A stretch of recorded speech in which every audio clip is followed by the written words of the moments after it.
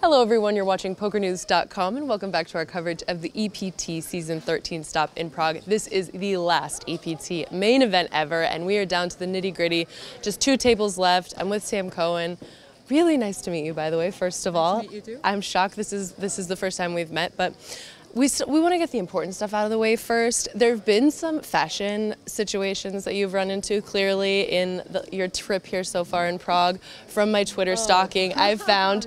So first off, of course, you're wearing comfortable shoes, but just a few days ago things were not looking so good. So give us the story. Oh God. Okay, I thought you were going to ask me about poker, which I have nothing interesting to contribute. No, so this way is more better. fun. I have these like really cute boots that are high-heeled boots, and I've had them for like 10 years, and the only reason they've lasted 10 years is that they're so uncomfortable that I could only like put them on like once a year, but they're really cute. Blue moon. Yeah. And so I was like, well, this is a good excuse. I'll wear it day one. I'll be sitting a lot. And I put them on in the morning, and they felt more uncomfortable than usual, but then I started walking, and they were easier to walk in. I felt more supported, and I was like, this is bizarre. So anyway, like 4 hours into the main event, I'm like, this really hurts my left foot, so I just took the one off. And then like an hour later, no, I was sitting. Okay. And I go to put it back on and I'm like, oh, this doesn't look right.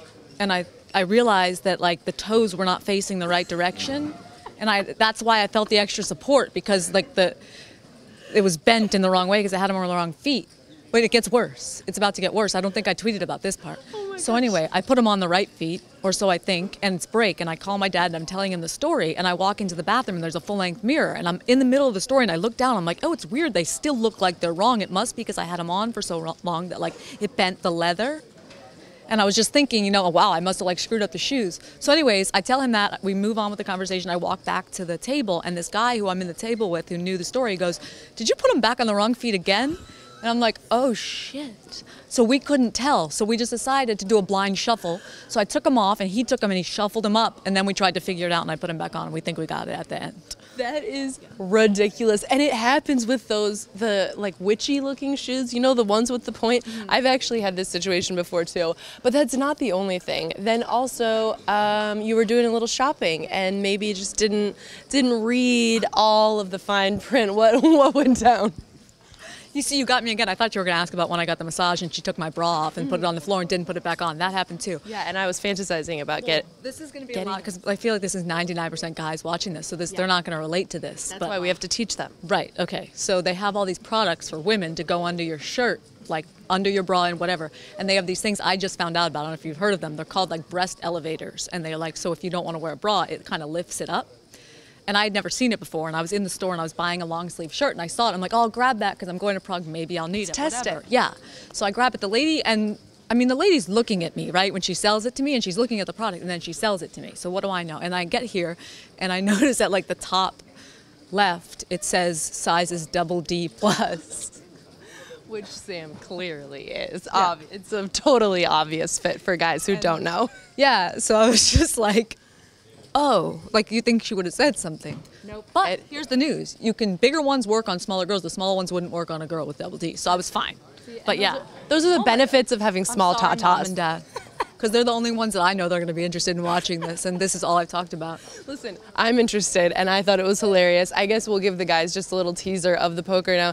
You've been on the scene for a long time. You've been kind of all over the place, Europe, Asia, Australia, the US. But we haven't seen as much of you in the European world as of recent, especially.